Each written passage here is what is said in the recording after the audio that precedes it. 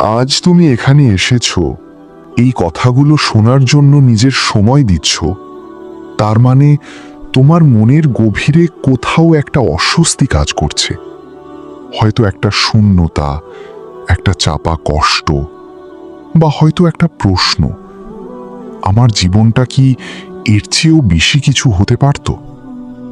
তুমি হয়তো দিনের শেষে যখন একা থাকো, আয়নার সামনে দাঁড়াও, তখন নিজের চোখের দিকে তাকিয়ে সেই আসল মানুষটাকে খোঁজো যে হারিয়ে গেছে, যে মানুষটার চোখে স্বপ্ন ছিল, বুকে সাহস ছিল, আর জীবনে ছিল অফুরন্ত এনার্জি। আজ সেই মানুষটাকে কোথাও খুঁজে পাচ্ছ না। একটা অদৃশ্য দেওয়াল যেন তোমার আর তোমার সম্ভাবনার মধ্যে দাঁড়িয়ে আছে। আর তুমি জানো, খুব ভালো করেই জানো, সেই দেওয়ালের নাম কি। এটা এমন একটা বিষয় যা নিয়ে আমরা সহজে কারো সাথে কথা বলতে পারি না। সমাজ, পরিবার, এমনকি সবচেয়ে কাছের বন্ধুদের কাছেও এটা একটা লজ্জার বিষয়, একটা গোপন অধ্যায়। আর এই নীরবতাই এই সমস্যাকে আরো ভয়ঙ্কর করে তোলে। তুমি একা একা লড়াই করছো, ভাবছো এই পৃথিবীতে হয়তো তুমিই একমাত্র যে এই অভ্যাসের জালে আটকা পড়ে ছটফট করছো। কিন্তু আমি তোমাকে আশ্বস্ত করতে চাই, তুমি একা নও। লক্ষ লক্ষ তরুণ তরুণী তোমার মতোই এই একই অদৃশ্য শিকলে বাঁধা পড়ে আছে। তারা দিনের পর দিন তাদের মূল্যবান সময়, শক্তি এবং সম্ভাবনাকে নষ্ট করছে একটা ক্ষণিকের আনন্দের জন্য, যে আনন্দ শেষ হওয়ার সাথে সাথেই রেখে যায় একরাশ অপরাধবোধ, ক্লান্তি আর গভীর হতাশা। আজ আমরা সেই শিকলটা নিয়ে কথা বলবো, সেই অভ্যাসটা যাকে আমরা হস্তমৈথুন বা মাস্টারবেশন বলি। না, আমি তোমাকে বিচার করতে আসিনি, তোমাকে খারাপ বা চরিত্রহীন বলতেও আসিনি। আমি এসেছি তোমার একজন শুভাকাঙ্ক্ষী হিসেবে, যে তোমাকে আয়নার সামনে দাঁড় করিয়ে সত্যিটা দেখাতে চায়। সত্যিটা হলো, এই অভ্যাস যখন নিয়ন্ত্রণের বাইরে চলে যায়, যখন এটা একটা আসক্তিতে পরিণত হয়, তখন এটা আর কোনো সাধারণ শারীরিক ক্রিয়া থাকে না। তখন এটা হয়ে ওঠে তোমার জীবনের সবচেয়ে বড় শত্রু। এটা তোমার ভেতর থেকে তোমায় শেষ করে দেয়, তোমার আত্মবিশ্বাসকে গুঁড়িয়ে দেয়, তোমার স্বপ্নগুলোকে ধূসর করে দেয়। চলো একটু গভীরে গিয়ে বুঝি এই চক্রটা কিভাবে কাজ করে। সবকিছু শুরু হয়তো হয় একঘেয়েমি, মানসিক চাপ, একাকিত্ব বা সামান্য কৌতূহল থেকে। তুমি এমন কিছু একটা করতে চাও যা তোমাকে এই মুহূর্তের কষ্ট বা শূন্যতা থেকে মুক্তি দেবে। আর তখনই তোমার মস্তিষ্ক তোমাকে সবচেয়ে সহজ রাস্তাটা দেখায়, পর্নোগ্রাফি আর হস্তমৈথুন। মাত্র কয়েক মিনিটের মধ্যে তুমি একটা কৃত্রিম আনন্দের জগতে পৌঁছে যাও। তোমার মস্তিষ্কে ডোপামিন নামক এক রাসায়নিকের বন্যা বয়ে যায়। এই ডোপামিন হলো রিওয়ার্ড কেমিক্যাল। যখনই তুমি এটা করো, তোমার মস্তিষ্ক পুরস্কার পায় এবং সেই অনুভূতিটা মনে রাখে। প্রথম দিকে হয়তো ব্যাপারটা সপ্তাহে একবার বা দুবার ছিল, কিন্তু খুব শীঘ্রই তোমার মস্তিষ্ক ওই সস্তা এবং দ্রুত আনন্দ পাওয়ার জন্য আরও বেশি করে চাইতে শুরু করে। যা আগে তোমাকে আনন্দ দিত তা আর আগের মতো কাজ করে না। তোমার আরও বেশি উদ্দীপনার প্রয়োজন হয়, আরও বেশিক্ষণ ধরে, আরও ঘন ঘন। তুমি হয়তো খেয়াল করবে যে কাজগুলো আগে তোমায় আনন্দ দিত, বন্ধুদের সাথে আড্ডা, খেলাধুলা, বই পড়া, নতুন কিছু শেখা, সেগুলো এখন আর ভালো লাগে না। কারণ ওই কাজগুলো থেকে যে স্বাভাবিক আনন্দ পাওয়া যায় তা পর্নোগ্রাফি থেকে পাওয়া তীব্র ডোপামিন হ্রাসের কাছে কিছুই না। তোমার মস্তিষ্ক তখন সাধারণ আনন্দের প্রতি অনুভূতিহীন হয়ে পড়ে। একে বলে ডোপামিন ডিসেন্সিটাইজেশন। এর ফল কি হয়? তোমার জীবন থেকে স্বাভাবিক আনন্দ হারিয়ে যায়। তুমি সারা দিন ধরে শুধু পরের সুযোগটার জন্য অপেক্ষা করতে থাকো। তোমার পড়াশোনায় মন বসে না, কাজে মন বসে না। একটা মানসিক কুয়াশা বা ব্রেন ফগ তোমার চিন্তাভাবনাকে সারাক্ষণ ঘিরে রাখে। তুমি কিছু মনে রাখতে পারো না, কোনো কিছুতে মনোযোগ দিতে পারো না। সারাক্ষণ একটা ক্লান্তি, একটা অবসন্ন ভাব তোমাকে আঁকড়ে ধরে থাকে। সকালে ঘুম থেকে উঠতে ইচ্ছা করে না, কারণ তুমি জানো সেই একই অর্থহীন দিন আবার শুরু হতে চলেছে। তোমার শরীর হয়তো বিছানায় পড়ে থাকে, কিন্তু তোমার মন পড়ে থাকে ইন্টারনেটের অন্ধকার জগতে। আর শারীরিক প্রভাব? হ্যাঁ, সেটাও আছে। যদিও চিকিৎসা বিজ্ঞান বলে যে এর সরাসরি কোনো বড় ধরনের শারীরিক ক্ষতি নেই, কিন্তু আসক্তির পর্যায়ে চলে গেলে ব্যাপারটা ভিন্ন। যখন তুমি দিনে একাধিকবার এই কাজটি করছো, তখন তুমি তোমার শরীরের সবচেয়ে মূল্যবান শক্তি, তোমার প্রাণ শক্তিকে নষ্ট করছো। এই শক্তি তোমার শরীর তৈরি করে অনেক কষ্ট করে, যা তোমার সৃজনশীলতা, তোমার মানসিক তেজ, তোমার শারীরিক সক্ষমতার জন্য অপরিহার্য। যখন তুমি এই শক্তিকে এভাবে নষ্ট করতে থাকো, তখন তোমার শরীরে তার প্রভাব পড়বেই। চোখের নিচে কালি পড়া, মুখ ফ্যাকাশে হয়ে যাওয়া, অকারণে শরীর দুর্বল লাগা, হজমের সমস্যা, চুল পড়া, এই লক্ষণগুলো হয়তো তোমার কাছে পরিচিত লাগছে। এগুলো কোনো বড় রোগ নয়, কিন্তু এগুলো হলো সংকেত। তোমার শরীর তোমাকে বলতে চাইছে যে সে আর পারছে না, সে তার জীবনী শক্তি হারাচ্ছে। কিন্তু শারীরিক ক্ষতির চেয়েও অনেক বেশি ভয়ঙ্কর হলো এর মানসিক এবং আত্মিক ক্ষতি। প্রতিবার এই কাজটা করার পর তোমার মনে যে অপরাধ বোধ জন্মায়, সেটা তোমাকে ভেতর থেকে কুড়ে কুড়ে খায়। তুমি নিজেকে ঘৃণা করতে শুরু করো, তোমার আত্মসম্মান মাটিতে মিশে যায়। তুমি ভাবতে শুরু করো, আমি একটা বাজে মানুষ, আমাকে দিয়ে কিচ্ছু হবে না, আমি এই জঘন্য অভ্যাসটা কোনো দিনও ছাড়তে পারবো না। এই নেতিবাচক চিন্তাগুলো তোমার মনের গভীরে গেঁথে যায়। তুমি মানুষজনের সাথে মিশতে ভয় পাও, চোখে চোখ রেখে কথা বলতে পারো না, কারণ তোমার মনে হয় যেন সবাই তোমার গোপন কথাটা জেনে গেছে। তুমি সামাজিক জমায়েত এড়িয়ে চলতে শুরু করো, তোমার বন্ধুদের সাথে দূরত্ব তৈরি হয়। তুমি নিজের তৈরি করা একটা ছোট্ট পৃথিবীতে একা হয়ে যাও, যেখানে তুমি আছো, তোমার ল্যাপটপ বা মোবাইল আছে, আর আছে এক রাশ হতাশা। এই আসক্তি তোমার বাস্তব জীবনের সম্পর্ক গড়ার ক্ষমতাকেও নষ্ট করে দেয়। পর্নোগ্রাফি তোমার মনে নারী বা পুরুষের সম্পর্কে একটা বিকৃত এবং অবাস্তব ধারণা তৈরি করে। তুমি বাস্তব জীবনের মানুষদের আর স্বাভাবিকভাবে দেখতে পারো না। তাদের আবেগ, তাদের অনুভূতি, তাদের ব্যক্তিত্ব তোমার কাছে গুরুত্বহীন মনে হয়। তোমার কাছে সম্পর্ক মানে হয়ে দাঁড়ায় শুধুই একটা শারীরিক লেনদেন। এর ফলে তুমি যখন সত্যি সত্যি কারোর সাথে একটা সুন্দর, পবিত্র সম্পর্ক তৈরি করতে যাও, তখন তুমি ব্যর্থ হও। কারণ ভালোবাসা, সম্মান আর মানসিক সংযোগ কিভাবে তৈরি করতে হয় তা তুমি ভুলেই গেছো। এবার নিজেকে একটা প্রশ্ন করো, সততার সাথে প্রশ্ন করো, এই জীবনটাই কি তুমি চেয়েছিলে? এই পরিচয় নিয়ে কি তুমি বাঁচতে চাও? একজন ক্লান্ত, হতাশ, আত্মবিশ্বাসহীন, একাকী মানুষ হিসেবে, যার জীবনের সবচেয়ে বড় অর্জন হলো সে কত নতুন ধরনের পণ দেখেছে, যার দিনের সবচেয়ে উত্তেজনাপূর্ণ মুহূর্তটা কাটে একটা অন্ধকার ঘরে একা একা। তোমার ভেতরে যে বিশাল সম্ভাবনা ঘুমিয়ে আছে, তার কি এই পরিণতি হওয়ার কথা ছিল? তুমি হয়তো বলবে, আমি চেষ্টা করেছি কিন্তু পারিনি, এটা ছাড়া খুব কঠিন। হ্যাঁ, আমি মানছি এটা কঠিন। যে কোনো আসক্তি ছাড়াটাই কঠিন, কারণ তোমার মস্তিষ্ক এখন ওই সহজ আনন্দের পথে অভ্যস্ত হয়ে গেছে। তুমি যখনই এটা ছাড়ার চেষ্টা করো, তখনই তোমার মন বিদ্রোহ করে। সে তোমাকে নানা রকম অজুহাত দেখাতে শুরু করে। আজকে শেষবার, কাল থেকে আর করব না, একটু মানসিক চাপে আছি তাই আজ করিনি, মনটা হালকা হবে। সবাই তো করে, আমি করলে কি এমন দোষ?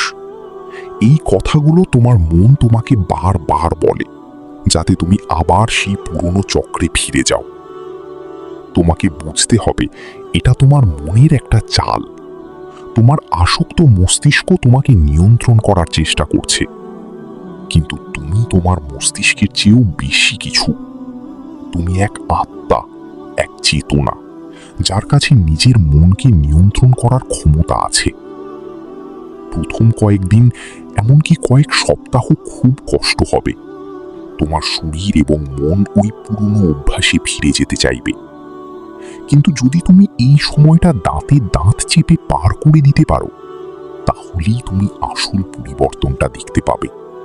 ভাবো সেই দিনটার কথা, যখন তুমি সকালে ঘুম থেকে উঠবে আর তোমার শরীরে থাকবে অফুরন্ত শক্তি, তোমার মন থাকবে ফুরফুরে আর শান্ত, কোনো মানসিক কুয়াশা থাকবে না, থাকবে শুধু স্বচ্ছ চিন্তা ভাবনা। তুমি যখন পড়াশোনা বা কাজ করতে বসবে, তখন ঘন্টার পর ঘন্টা মনোযোগ দিয়ে করতে পারবে। যখন তুমি মানুষের সাথে কথা বলবে, তখন তোমার চোখে থাকবে আত্মবিশ্বাসের ঝলক। যখন তুমি আয়নায় নিজেকে দেখবে, তখন ঘৃণা নয়, জন্মাবে ভালোবাসা আর সম্মান। এই জীবনটা অসম্ভব নয়, এই জীবনটাই তোমার আসল জীবন হওয়ার কথা ছিল। তুমি এই পৃথিবীতে এসেছো কিছু করার জন্য, নিজের একটা ছাপ রেখে যাওয়ার জন্য। তুমি এসেছো ভালোবাসতে, ভালোবাসাতে, সম্পর্ক গড়তে, স্বপ্ন দেখতে এবং সেই স্বপ্নগুলোকে পূরণ করতে।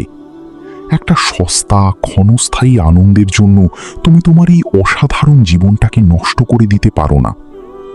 সিদ্ধান্তটা তোমাকেই নিতে হবে, আজ, এই মুহূর্তে। তুমি কি তোমার বাকি জীবনটা এভাবেই একটা অদৃশ্য শিকলে বাঁধা পড়ে কাটিয়ে দিতে চাও, নাকি তুমি এই শিকল ভেঙে বেরিয়ে আসতে চাও? তুমি কি তোমার জীবনের নিয়ন্ত্রণ নিজের হাতে তুলে নিতে চাও? যদি তোমার উত্তর হ্যাঁ হয়, তাহলে তোমার যাত্রার প্রথম ধাপ আজ শুরু হলো। তুমি যে শক্তিটা স্বীকার করার সাহস দেখিয়েছ, এটাই তোমার প্রথম জয়। অনেকে বলে এটা একটা স্বাভাবিক ব্যাপার। হ্যাঁ, শরীরের একটা স্বাভাবিক ক্রিয়া। কিন্তু কোনো কিছুই স্বাভাবিক থাকে না যখন তা তোমার জীবনকে নিয়ন্ত্রণ করতে শুরু করে। জল খাওয়া স্বাভাবিক, কিন্তু তুমি যদি দিনে 50 লিটার জল খাও, সেটা তোমার জন্য মারাত্মক হতে পারে।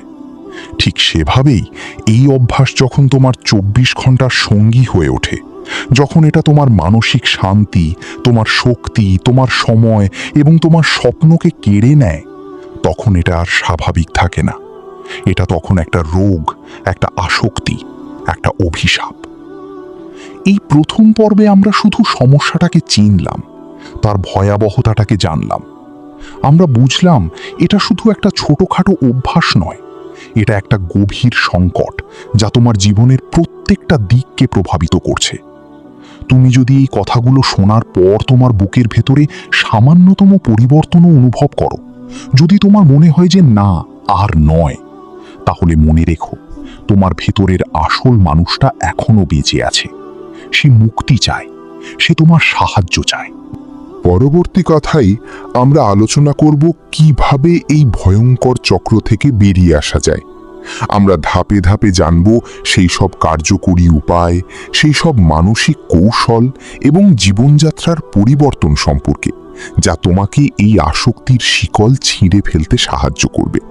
কিন্তু তার আগে তোমাকে মন থেকে প্রতিজ্ঞা করতে হবে, একটা দৃঢ় প্রতিজ্ঞা যে তুমি তোমার জীবনটাকে ফেরত চাও, তুমি তোমার আসল সত্তাকে ফিরে পেতে চাও। তুমি আর এই অন্ধকারের বাসিন্দা হয়ে থাকতে চাও না, তুমি আলোতে ফিরে আসতে চাও।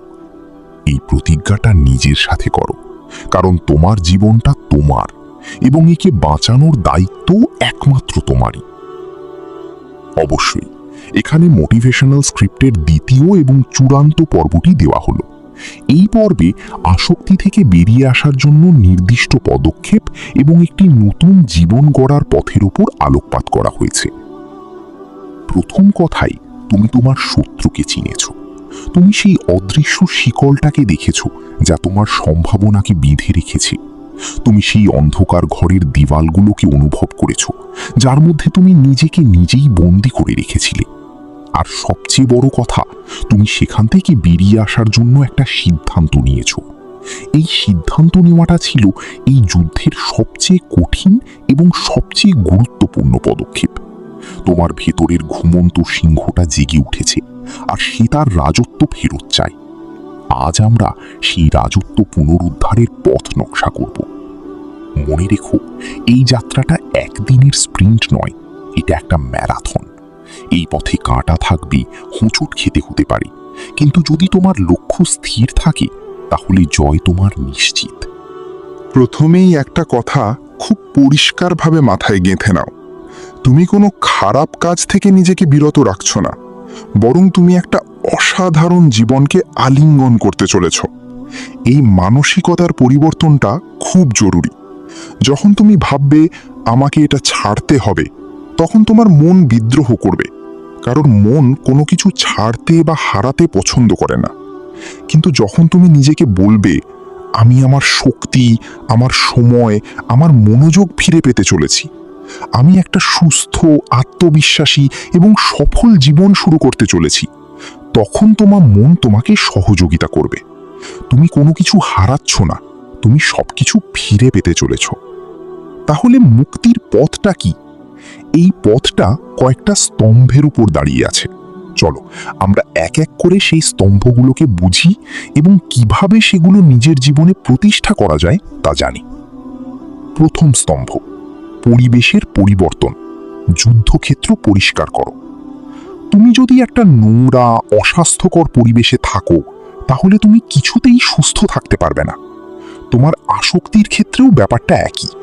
তোমার পারিপার্শ্বিক পরিবেশ যদি ট্রিগারে, যেসব জিনিস তোমাকে ওই অভ্যাসের কথা মনে করিয়ে দেয়, ভর্তি থাকে, তাহলে তোমার লড়াইটা 10 গুণ বেশি কঠিন হয়ে যাবে।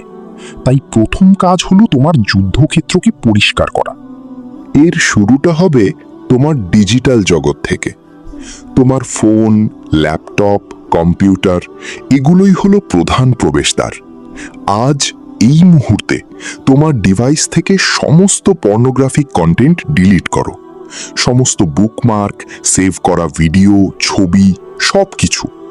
যে সমস্ত সোশ্যাল মিডিয়া অ্যাকাউন্ট বা ওয়েবসাইট তোমাকে এই ধরনের কন্টেন্টের দিকে ঠেলে দেয়, সেগুলোকে আনফলো করো, ব্লক করো। প্রয়োজনে অ্যাড ব্লকার এবং পর্ন ব্লকিং সফটওয়্যার ব্যবহার করো। এটাকে আপোষ হিসেবে দেখো না, এটাকে দেখো তোমার বর্ম হিসেবে। তুমি একজন যোদ্ধা, আর একজন যোদ্ধা বর্ম ছাড়া যুদ্ধক্ষেত্রে নামে না। এরপর আসে তোমার একাকিত্ব। এই অভ্যাসটা একাকিত্বের অন্ধকারে সবচেয়ে বেশি শক্তিশালী হয়। তাই নিজেকে একা থাকার সুযোগ দেওয়া কমিয়ে দাও, বিশেষ করে সেই সময়গুলোতে যখন তোমার আসক্তি মাথাচাড়া দিয়ে ওঠে, যেমন রাতে ঘুমাতে যাওয়ার আগে বা সকালে ঘুম থেকে উঠে। চেষ্টা করো ঘরের দরজা খুলে রাখতে। তোমার বেশিরভাগ সময় পরিবারের সদস্যদের সাথে বা বন্ধুদের সাথে কাটাও। একা একা ঘন্টার পর ঘন্টা ইন্টারনেট ব্রাউজ করা বন্ধ করো। যদি কাজ বা পড়াশোনার জন্য ইন্টারনেট ব্যবহার করতেই হয়, তাহলে এমন জায়গায় বসে করো যেখানে অন্য মানুষের আনাগোনা আছে। এই ছোট ছোট পরিবর্তনগুলো তোমার মনের উপর একটা বড় প্রভাব ফেলবে। দ্বিতীয় স্তম্ভ, শূন্যস্থান পূরণ। নতুন উদ্দেশ্য তৈরি করো। যখন তুমি তোমার জীবন থেকে এই দীর্ঘদিনের অভ্যাসটাকে সরিয়ে দেবে, তখন সেখানে একটা বিশাল শূন্যস্থান তৈরি হবে। তোমার মস্তিষ্ক ওই পুরনো পরিচিত পথে ফিরে যাওয়ার জন্য ছটফট করবে। যদি তুমি এই শূন্যস্থানটাকে একটা নতুন এবং ইতিবাচক কিছু দিয়ে পূরণ করতে না পারো, তাহলে তুমি খুব সহজেই আবার পুরনো অভ্যাসে ফিরে যাবে। তাই নিজেকে প্রশ্ন করো, আমি জীবনে কি করতে চেয়েছিলাম? তোমার কি কোনো শখ ছিল যা সময়ের সাথে হারিয়ে গেছে? গিটার বাজানো, ছবি আঁকা, লেখালেখি, নতুন কোনো ভাষা শেখা? আজই সেটা আবার শুরু করো। তোমার ভেতরের যে শক্তি আর সময়টা এতদিন ভুল পথে চালিত হচ্ছিল, সেই সম্পূর্ণ শক্তিটাকে এবার তোমার স্বপ্ন পূরণের কাজে লাগাও। একটা লক্ষ্য নির্ধারণ করো। সেটা হতে পারে তোমার পড়াশোনায় ভালো ফল করা, তোমার কর্মক্ষেত্রে উন্নতি করা, অথবা নিজের শরীরকে ফিট করে তোলা। প্রতিদিনের জন্য ছোট ছোট লক্ষ্য ঠিক করো এবং সেগুলো পূরণ করার চেষ্টা করো। যখন তুমি একটা ছোট লক্ষ্য পূরণ করবে, তখন তোমার মস্তিষ্ক স্বাভাবিকভাবে ডোপামিন নিঃসরণ করবে। এটা হবে একটা স্বাস্থ্যকর পুরস্কার, যা তোমাকে আরও বড় লক্ষ্য পূরণের জন্য অনুপ্রাণিত করবে।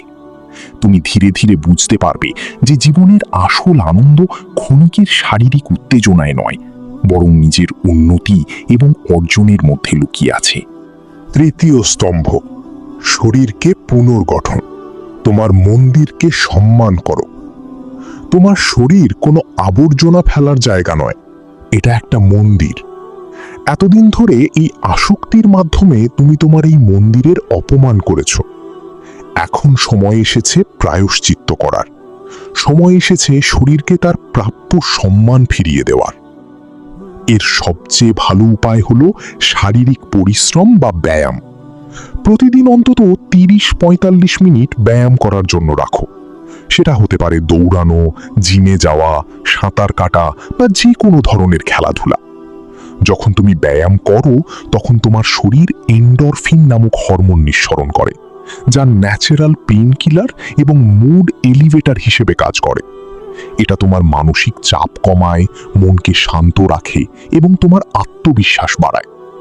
তোমার শরীরে যে অতিরিক্ত যৌন শক্তি জমা হয়, ব্যায়াম সেই শক্তিকে একটা সৃজনশীল এবং ইতিবাচক পথে চালিত করার সবচেয়ে ভালো উপায়।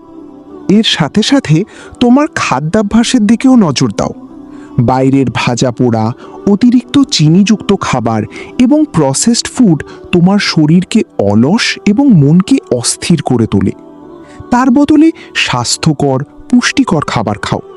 প্রচুর পরিমাণে ফল, শাকসবজি এবং জল খাও। একটা সুস্থ শরীর একটা সুস্থ মনের জন্ম দেয়।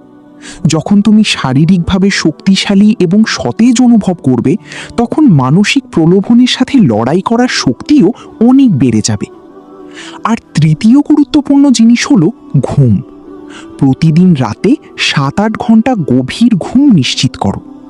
ঘুমের অভাবে আমাদের মস্তিষ্কের সিদ্ধান্ত নেওয়ার ক্ষমতা, যা প্রিফ্রন্টাল কর্টেক্স দ্বারা নিয়ন্ত্রিত হয়, দুর্বল হয়ে পড়ে এবং আমাদের আবেগপ্রবণ অংশ অ্যামিগডালা বেশি সক্রিয় হয়ে ওঠে। এর ফলে আমরা সহজেই প্রলোভনের শিকার হই। তাই নিজের ঘুমের সাথে কোনো আপোষ করবে না। চতুর্থ স্তম্ভ, মনকে নিয়ন্ত্রণ। তোমার ভেতরের চালককে জাগাও। তোমার মন একটা শক্তিশালী যন্ত্র, কিন্তু তুমি তার দাস নও, তুমি তার প্রভু। তোমাকে শিখতে হবে কিভাবে এই মনকে নিয়ন্ত্রণ করতে হয়।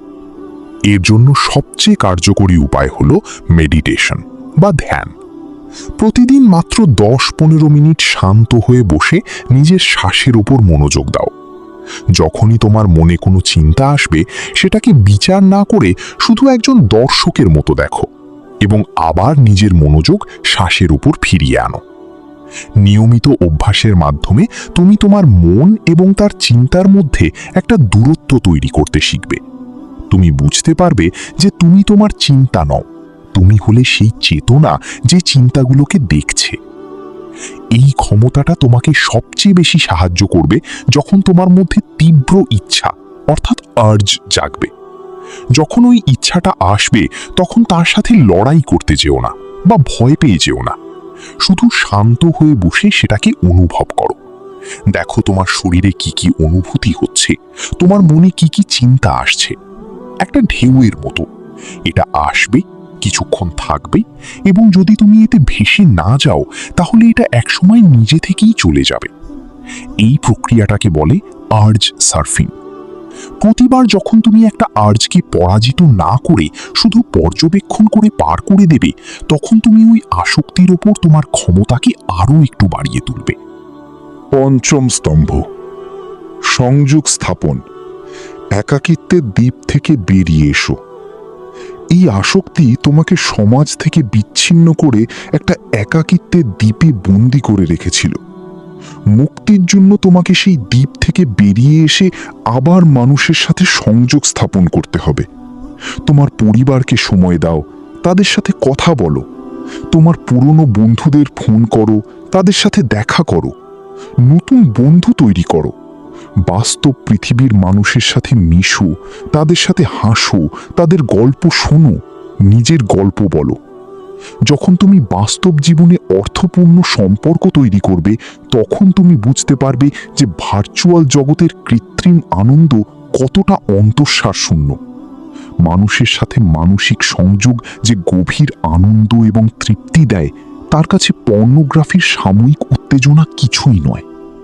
এবং সবচেয়ে গুরুত্বপূর্ণ, হোঁচট খেলে কি করবে? আমি তোমাকে মিথ্যা আশ্বাস দেব না যে এই পথে কোনো বাধা আসবে না। এমন দিন আসতে পারে যখন তুমি খুব দুর্বল বোধ করবে এবং হয়তো তোমার পুরনো অভ্যাসে একবারের জন্য ফিরেও যাবে। যদি এমনটা হয়, তাহলে নিজেকে অপরাধী ভেবো না, নিজেকে ঘৃণা করো না। মনে রেখো, একটা যুদ্ধ হারার মানেই পুরো সংগ্রামে হেরে যাওয়া নয়। যেটা হয়েছে সেটা থেকে শিক্ষা নাও নিজেকে প্রশ্ন করো, কেন এমন হলো? কোন পরিস্থিতিতে আমি দুর্বল হয়ে পড়েছিলাম? পরের বার এমন পরিস্থিতি এড়ানোর জন্য আমি কি করতে পারি? তারপর নিজেকে ক্ষমা করে ধুলো ঝেড়ে আবার উঠে দাঁড়াও এবং দ্বিগুণ শক্তি নিয়ে তোমার যাত্রাপথে এগিয়ে চলো। তোমার লক্ষ্য পারফেকশন নয়, তোমার লক্ষ্য হলো প্রগতি। আজ তুমি গতকালের চেয়ে এক ধাপ এগিয়ে আছো কিনা সেটাই আসল কথা। এই যাত্রাটা তোমার পুনর্জন্মের যাত্রা। তুমি তোমার পুরনো দুর্বল সত্তার ছাই থেকে একটা নতুন শক্তিশালী সত্তা হিসেবে জন্ম নিচ্ছ, যে সত্তা আত্মবিশ্বাসী, শৃঙ্খলাবদ্ধ এবং তার জীবনের লক্ষ্যের প্রতি অবিচল। চোখ বন্ধ করে একবার কল্পনা করো, 6 মাস পরের তুমি। তোমার মুখে একটা উজ্জ্বল হাসি, চোখে আত্মবিশ্বাসের দীপ্তি। তোমার শরীর সুস্থ, সবল এবং শক্তিতে ভরপুর। তোমার মন শান্ত, স্থির এবং যে কোনো চ্যালেঞ্জের জন্য প্রস্তুত। তোমার সুন্দর সম্পর্ক আছে, জীবনে একটা স্পষ্ট লক্ষ্য আছে এবং প্রতিদিন সকালে ঘুম থেকে ওঠার জন্য তোমার কাছে একটা কারণ আছে।